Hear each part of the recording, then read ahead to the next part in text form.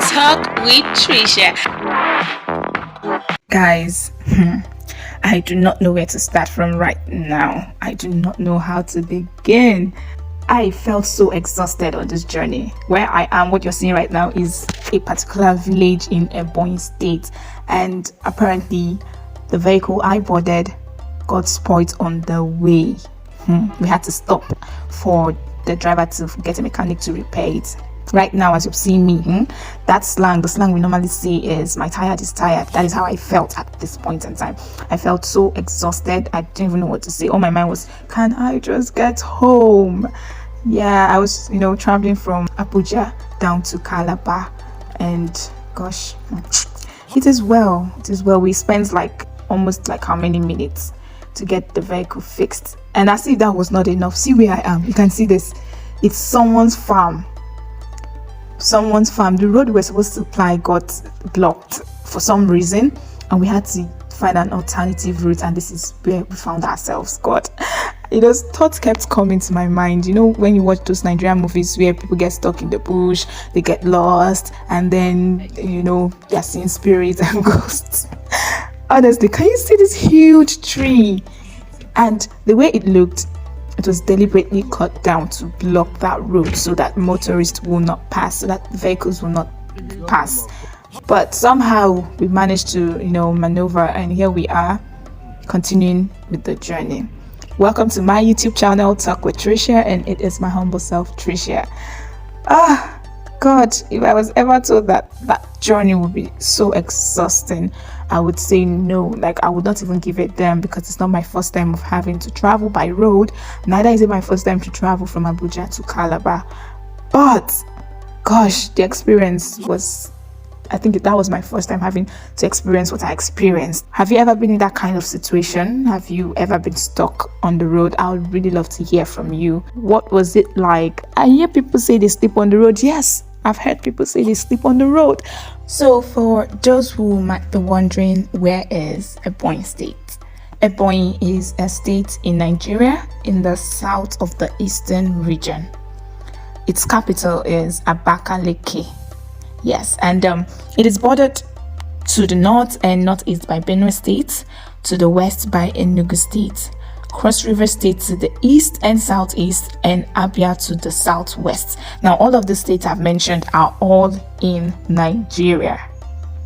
Having said that, let's just go back to my adventurous journey, because for me it was kind of like an adventure. It wasn't the usual, oh, I'm on the road, I'm on motion, and then I get to my destination. No, I experienced something different, getting stuck in a community that I do not even know a thing about, and then having to make use of an alternative route where the road got blocked by a huge tree.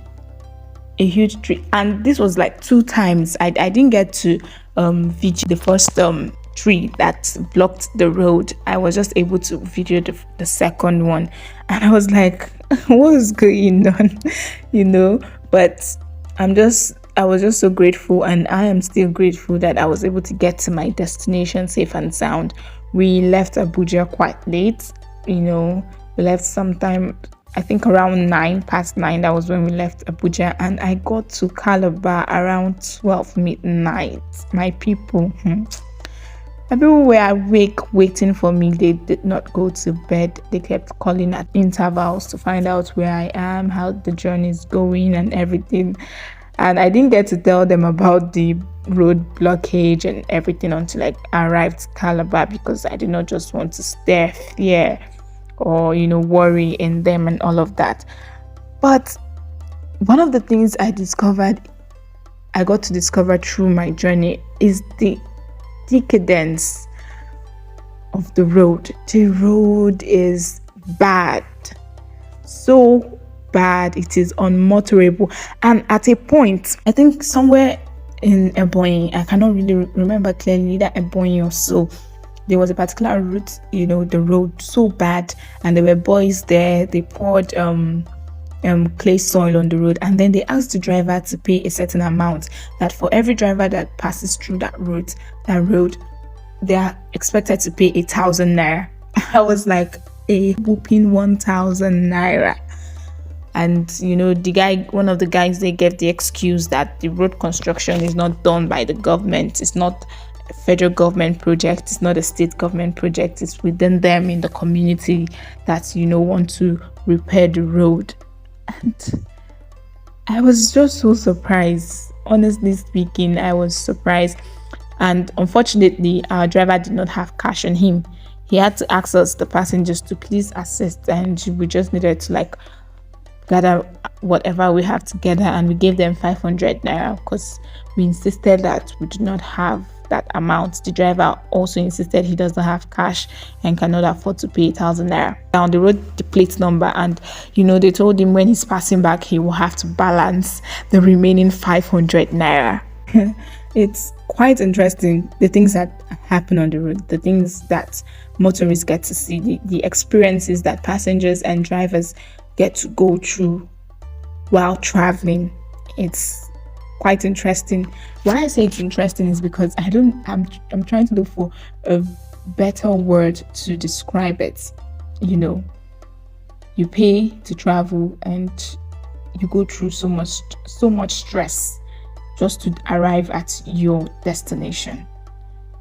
Gosh, there's a whole lot to be done in Nigeria, in every state, in every community, and I hope and still pray for Nigeria to get better. So if you've ever traveled by road to any part of Nigeria, I would love you to drop your comment in the comment section. Tell us your experience. What was it like? Was it a good one? How did you see the road? What were the things you saw that were unpalatable to you? Just tell us your experience, okay? So this is where I'll draw the curtain on this episode of Talk with Tricia. It has just been basically my adventurous journey from Abuja to Calabar. Yes.